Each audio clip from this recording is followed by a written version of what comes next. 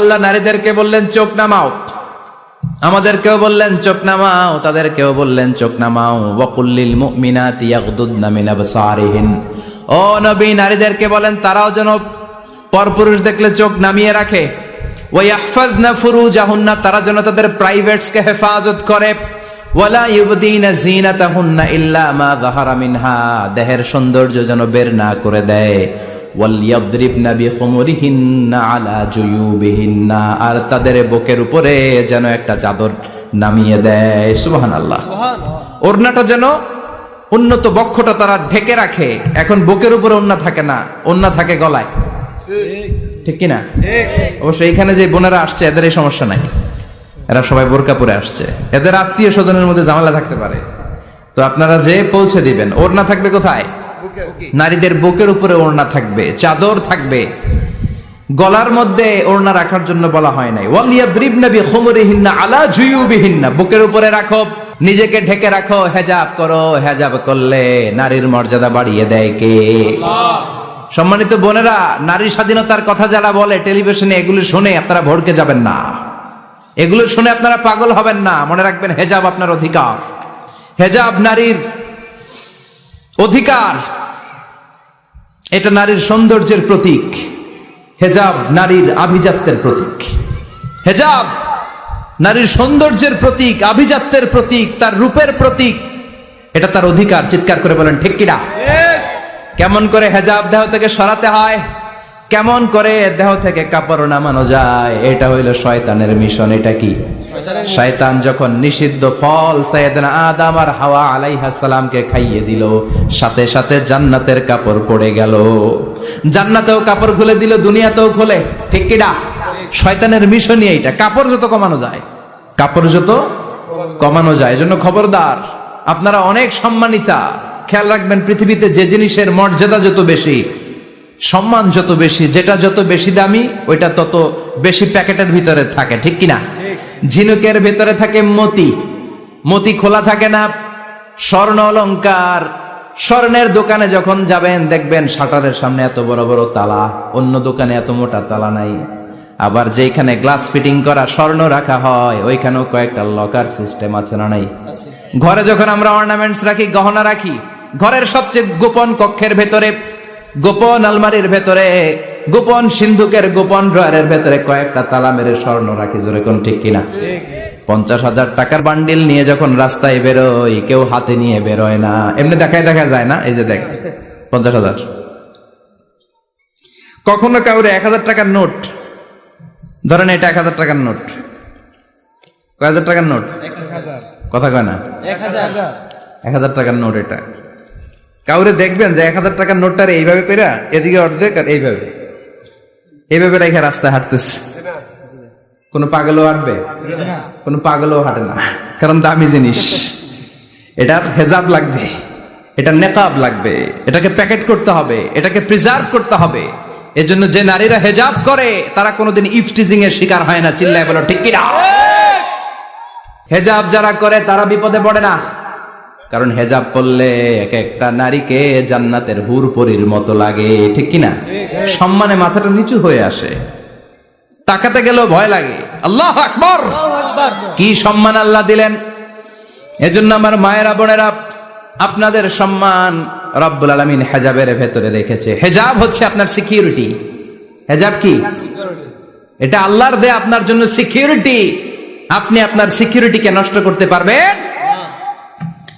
এজন্য ইসলাম বলে খবরদার, নারী যদি কোনো দূরের জায়গায় সফর করে, দূরের রাস্তায় সফর করে, নারী যেই তো সম্মানিত, একা একা কোনো নারী যেতে পারবে না। সিকিউরিটির দরকার আছে না নাই?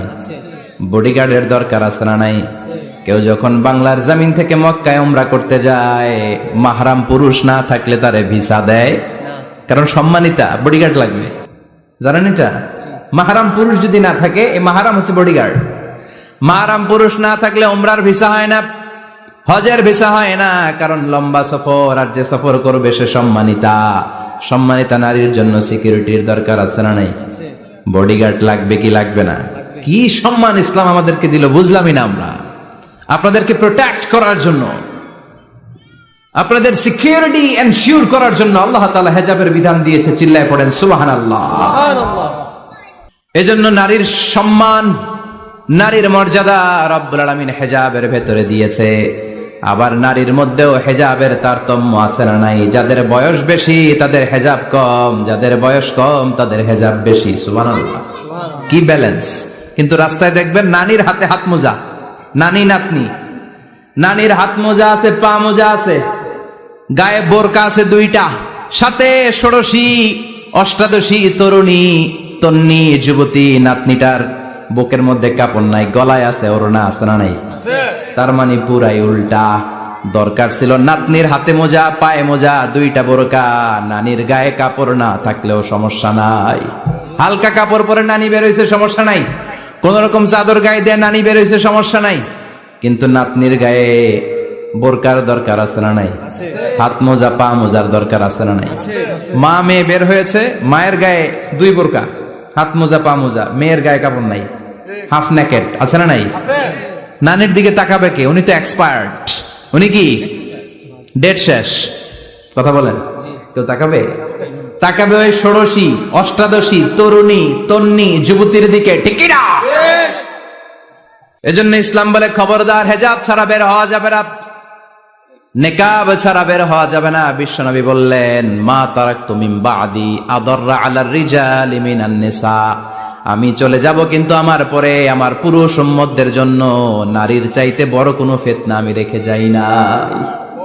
আর বনি ইসরাইলের জামানায় সবচেয়ে বড় ফিতনা হয়েছিল নারীর ফিতনা, নারী কেলেঙ্কারি। এই জন্য নারীরা, বোনেরা, আপনাদেরকে সাবধান থাকতে হবে।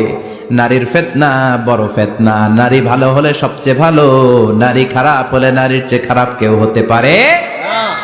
এজন্য নারীদের জন্য আল্লাহ কিছু মডেল দিলেন, নারীদের জন্য আল্লাহ কিছু আদর্শ পাঠালেন, নারীদের জন্য আল্লাহ শিক্ষণীয় মহীয়সী কিছু নারীর জীবনে দিলেন। বললেন, এই জীবনীগুলো পড়ো, তোমাদের জীবনটারে উজালা করে দিবে কে?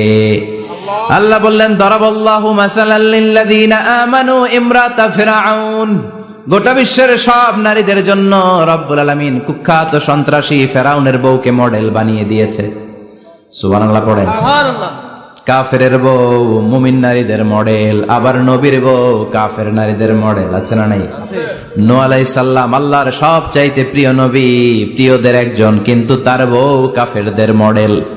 আর কুখ্যাত সন্ত্রাসী ফেরাউন, তার বউ আসিয়া মুমিন নারীদের মডেল। আল্লাহু আকবার। 6 জন নারীর জীবনীর কথা আমি রেকমেন্ড করি, সাজেস্ট করি যে 6 জন নারীর জীবনী মুখস্থ, ঠোঁটস্থ, অন্তস্থ থাকতে হবে প্রতিটা নারীর জন্য। আশা করি মায়েরা, বোনেরা শুনছেন, আশা করি আপনারা কান লাগিয়ে শুনছেন, অনুধাবন করার চেষ্টা করছেন। আপনাদের জন্য 6 জন নারীর জীবনী পড়া অবধারিত। সংক্ষেপে বলবো, কয়জন? 6 জন। গুনেন। 1 নম্বরে হচ্ছে হাজার, উম্মে ইসমাইল, সাইয়েদনা ইব্রাহিমের বউ, সাইয়েদনা ইসমাইল আলাইহিস সালামের আম্মা, নাম হলো হাজার। আমরা বলি বিবি হাজেরা, আমরা কি কই? হাজেরা আছে না? এই প্যান্ডেলও হাজেরা নামে 2-1 বোন থাকতে পারে। আসলে নামটা হচ্ছে হাজার। নামটা কি?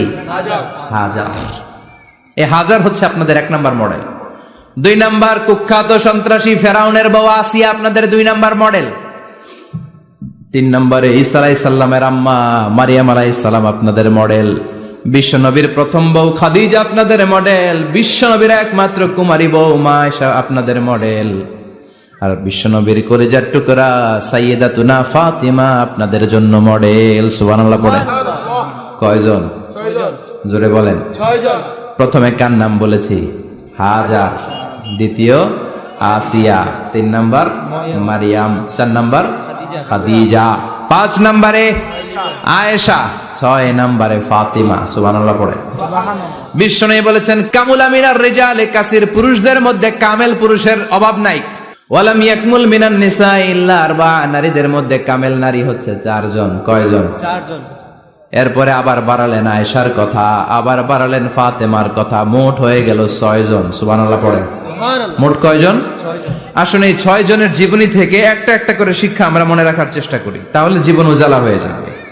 হাজার আলাইহিস সালাম, ওনার জীবনী থেকে শিক্ষা হচ্ছে তাওয়াক্কুল আলাল্লাহ, বিপদে আপদে সবসময় ভরসা কার উপর? আল্লাহর উপর।